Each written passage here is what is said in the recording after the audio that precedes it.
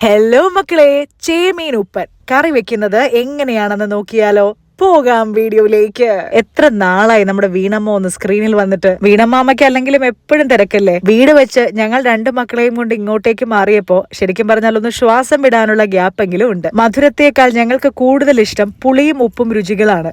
അങ്ങനെയാണെങ്കിൽ നിങ്ങളും ഉറപ്പായും ഈ നല്ല രുചി മിസ്സാക്കരുത്. അമ്മ വെച്ച ചേമീൻ ഉപ്പന്റെ രുചി ഞാൻ ആദ്യം ടേസ്റ്റ് ചെയ്യുന്നത് ഒരു 5 മാസങ്ങൾക്ക് മുമ്പാണ്.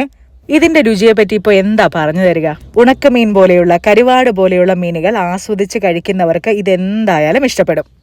അന്ന് ചട്ടിയിൽ വളരെ കുറച്ച്, ഞങ്ങളുടെ ഭാഷയിൽ പറഞ്ഞാൽ ഇത്തിപ്പൂരം ഉണ്ടായിരുന്നുള്ളൂ. അതുകൊണ്ട് ആസ്വദിച്ച് കഴിക്കാനായില്ല. അമ്മയോട് അന്നേ പറഞ്ഞിരുന്നതാണ്, ഇനി ചന്തയിൽ എന്ന് ചേമീൻ ഉപ്പൻ വന്നാലും നിറയെ വാങ്ങിയേക്കണേ എന്ന്. അതിനുശേഷം വന്ന ഓരോ വീക്കെൻഡിലും പിന്നെ അമ്മയോട് കൊതിയോടെ ചോദിക്കും, ഇന്ന് ചന്തയിൽ ഉണ്ടായിരുന്നോ, ചേമീൻ ഉപ്പൻ കിട്ടിയായിരുന്നോ എന്നൊക്കെ.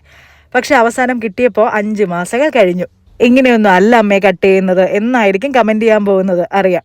ഇതാണ് വീണമ്മ സ്റ്റൈൽ കേട്ടോ. കാണുമ്പോൾ നമ്മൾ വിചാരിക്കും വീണമ്മ ഇപ്പൊ കൈമുറിക്കുന്നു. ഇല്ല, അമ്മയ്ക്ക് ബാക്ക് പെയിൻ ഉണ്ട്. ഞാൻ എപ്പോഴും ആലോചിക്കും, ഒരുപാട് സമയം ഇങ്ങനെ കുത്തിയിരുന്നിട്ടാണ് ഈ ബാക്ക് പെയിൻ ഒക്കെ വരുന്നതെന്ന്. ശരിയല്ലേ?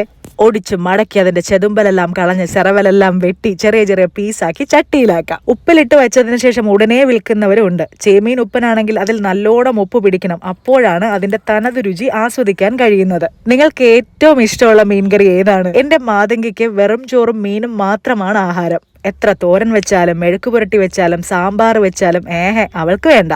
ബ്രേക്ക്ഫാസ്റ്റ് കഴിക്കും, അങ്കണവാടിയിൽ പോവും, അവിടെയുള്ള ഭക്ഷണമൊക്കെ കഴിക്കും. അതിനുശേഷം തിരിച്ചു വരുമ്പോൾ വിശാലമായൊരു ഊടുകാച്ചലുണ്ട്. ഇവള് കഴിക്കുന്നത് കണ്ടാലേ ആരായാലും മീൻ വെച്ച് കൊടുത്തു പോവും.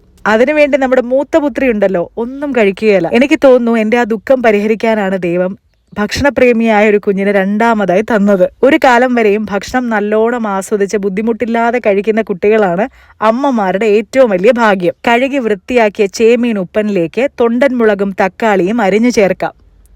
ആവശ്യത്തിന് ചിരകി വെച്ചിരിക്കുന്ന തേങ്ങ എടുത്തോളൂ. ഇതിലേക്ക് നമുക്ക് മുളക് പൊടിയും മല്ലിപ്പൊടിയും ഒക്കെ ചേർക്കണം. നല്ല കറുത്ത ചട്ടിയിൽ മീൻ വൃത്തിയാക്കി പച്ചമുളകും തക്കാളിയും കൂടെ വെച്ച് ഇങ്ങനെ ഇരിക്കുന്നത് കാണാൻ എനിക്ക് വലിയ ഇഷ്ടമാണ്. നമുക്ക് ആദ്യം 1-2 ചെറിയ ഉള്ളി അരിഞ്ഞ് ചേർക്കാം. ഒരു 2 ടീസ്പൂൺ മുളക് പൊടി, ആവശ്യത്തിന് മല്ലിപ്പൊടി,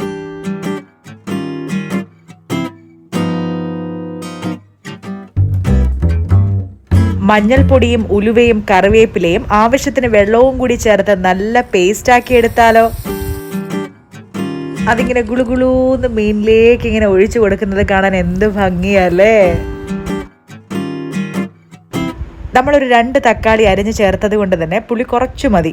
ഉപ്പും ആവശ്യത്തിനുള്ള മീനാണല്ലോ, അത് മറന്നു പോകരുത്. മീൻ ഉടഞ്ഞു പോകാതെ നല്ലോണം കലക്കി കുലുക്കി യോജിപ്പിച്ച് അടുപ്പിലേക്ക് വെക്കാം.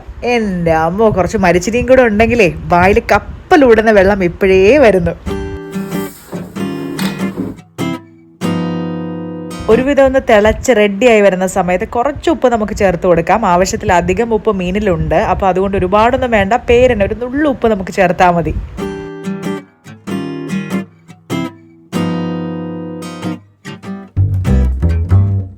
സംഭവം ചുമന്ന് വന്നത് കണ്ടോ? ഒന്ന് നല്ലോണം ഒന്ന് വട്ടത്തിൽ ചുറ്റിച്ചോളൂ. എല്ലാ ഭാഗത്തും അരപ്പ് ഗുളുഗുളൂന്നിറങ്ങട്ടെ. സംഭവം റെഡിയാണേ, നല്ല സൂപ്പറാണേ. ട്രൈ ചെയ്ത് നോക്കണേ. ചേമീൻ ഉപ്പൻ. Thank you, by.